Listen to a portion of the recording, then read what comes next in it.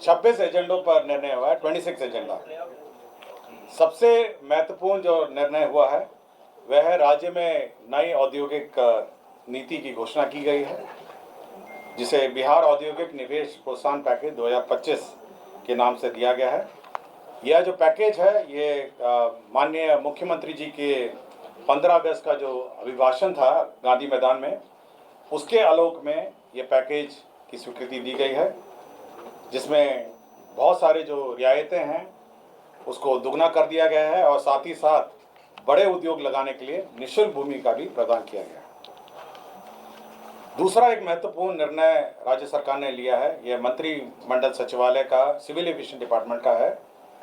इसमें बिहार राज्य से अंतर्राष्ट्रीय उड़ान को प्रोत्साहन करने के लिए बीजीएफ राशि की घोषणा की गई है। यह बिड के माध्यम से एयरलाइन ऑपरेटर्स को दी जाएगी। इसमें पटना काठमांडू को अधिकतम 5 लाख प्रति राउंड ट्रिप का बीजीएफ वायबिलिटी गैप फंडिंग दिया जाएगा।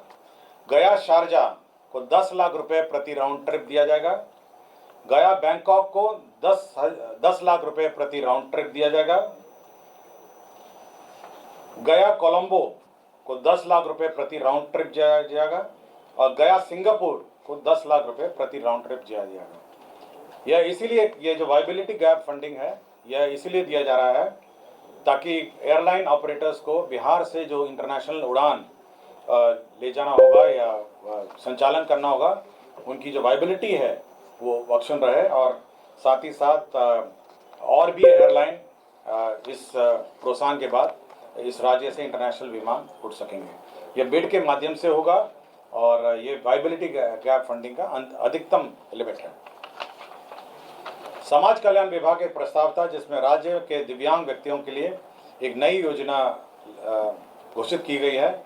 यह मुख्यमंत्री दिव्यांगजन शक्तिकरण योजना है और ये बिल्कुल अल्पसंख्यक उद्यमी योजना के तर्ज पर ही है। 10 लाख रुपए में 5 लाख रुपए ऋण और 5 लाख रुपए सब्सिडी है और इसमें कुल राशि जो है संचालन के लिए यह इस योजना के 10 करोड़ 25 लाख रुपए इसमें व्यय होंगे। ये बिल्कुल जो अल्पसंख्यक उद्यमी, मुख्यमंत्री अल्पसंख्यक उद्यमी योजना है उसी तर्ज पर है।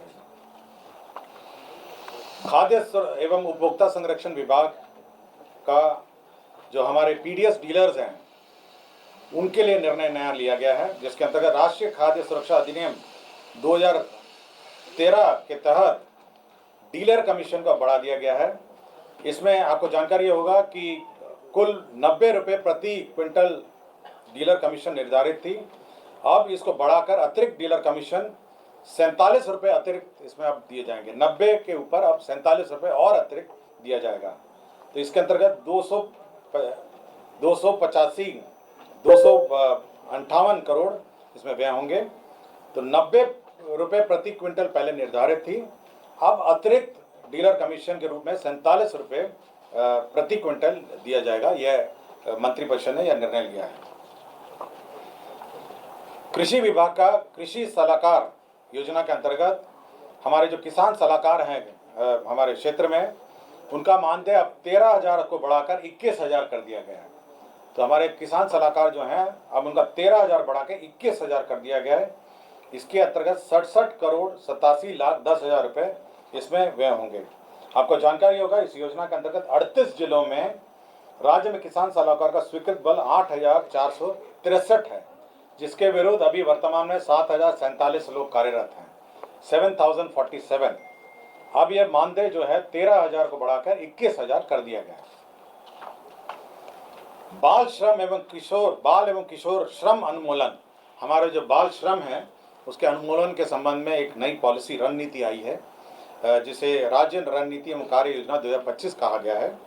इसमें जो हमारे बाल श्रम हैं उनका पुनर्वास और किस प्रकार बाल श्रम को हम लोग अवॉइड कर सकते हैं, किस पर इस पर रोकथाम कर सकते हैं, शिक्षा में, स्वास्थ्य में और विभिन्न विभागों में जो कार्यरत योजना है उसका एकीकरण करके कैसे हमारे बाल श्रम उन्मूलन अभियान को चलाया जाए, इसके संबंध में एक विस्तृत नीति राज्य सरकार ने स्वीकृत की है।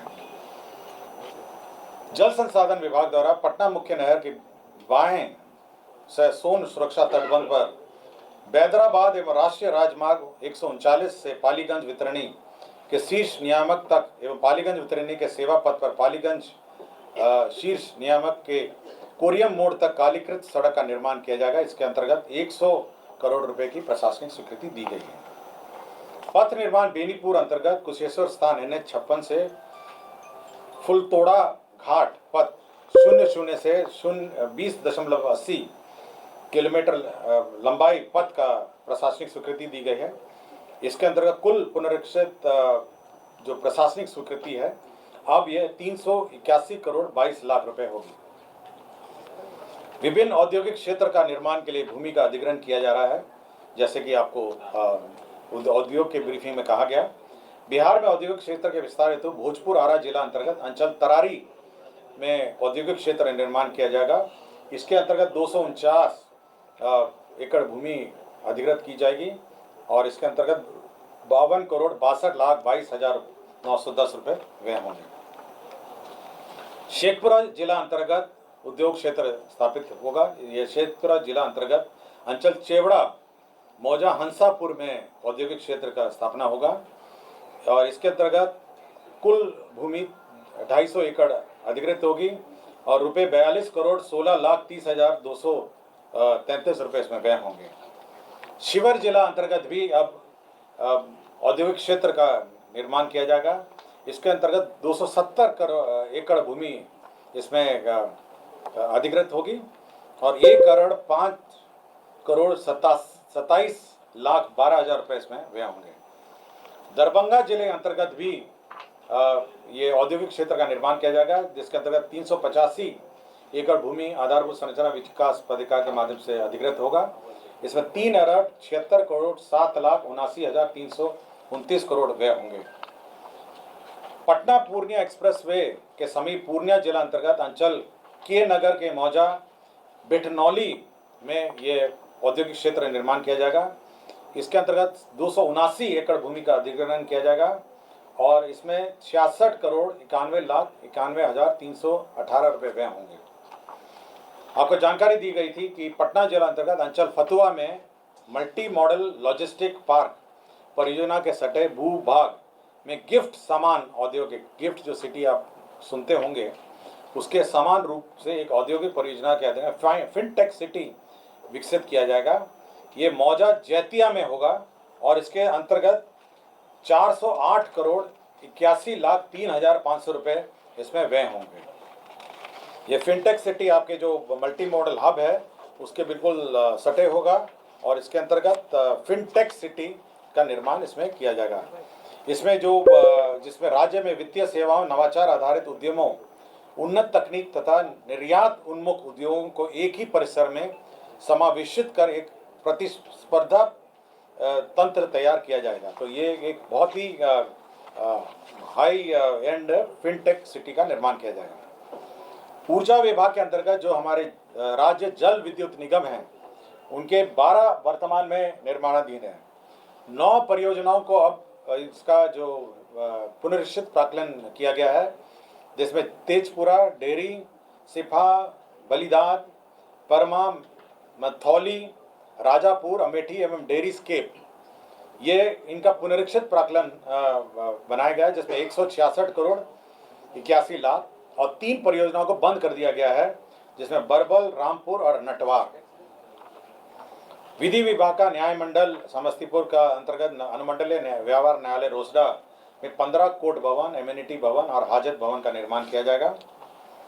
स्वास्थ्य विभाग में जो महावीर आयुर्वेदिक संस्थान है पावापुरी, हमारा जो मेडिकल कॉलेज है, उसमें जो आर्बिट्रेशन अवार्ड है उसके तहत एक मुश्त 150 करोड़ रुपए का प्रावधान सहित कुल राशि 7 अरब 46 करोड़ 64 लाख का पुनरीक्षित प्राक्कलन, उस परियोजना का पुनरीक्षित प्राक्कलन स्वीकृत किया गया।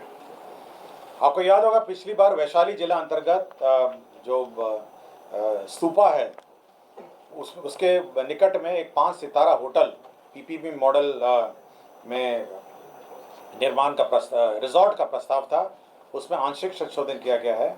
अब वो 5 एकड़ भूमि में बनेगा और होटल या रिजॉर्ट का उसमें ऑप्शन है। होटल या रिजॉर्ट है 5 एकड़ की भूमि में, पिछली बार 10 एकड़ का था, उसको घटा के 5 कर दिया गया है और पिछला केवल रिजॉर्ट था, अब ये होटल कम यार रिजॉर्ट है। गृह विभाग में ERSS मिर साइट कमांड कंट्रोल सेंटर में 132 पदों का स्वीकृत हुआ है। मौजा बांका जिला अंतर्गत अंचल कटोरिया में यह सिपाही प्रशिक्षण केंद्र के लिए भूमि का स्थानांतरण हुआ है। सारण जिला अंतर्गत अंचल जलालपुर मौजा बंगरा में ये मत्स्य एवं पशु संसाधन विभाग को शिक्षा विभाग की भूमि का स्थानांतरण हुआ है 15.5 एकड़। इसमें डेयरी प्रोजेक्ट प्लांट लगाया जाएगा। पटना जिला अंतर्गत फुलवारी अंचल में मौजा जगनपुरा में मेट्रो रेल कॉरपोरेशन को सशुल्क जमीन का स्थानांतरण हुआ है। और गया जिला अंतर्गत अंचल नगर गया के मौजा दुर्बे में खेल मैदान के लिए खेल विभाग को भूमि का स्थानांतरण हुआ है। राजस्व एवं भूमि सुधार विभाग में जो डेटा एंट्री ऑपरेटर हैं उनको उनकी सेवा प्राप्त करने के लिए CSE e governance services India limited को नामांकन पे यह कार्य दिया गया है। और आनंद अभिषेक, ये सामान्य प्रशासन विभाग है, परीक्षमान असैनिक न्यायाधीश कनिया कोटि, इनको डिस्चार्ज फ्रॉम सर्विस किया गया है। तो कुल 26 एजेंडों पे आज निर्णय हुआ है। धन्यवाद।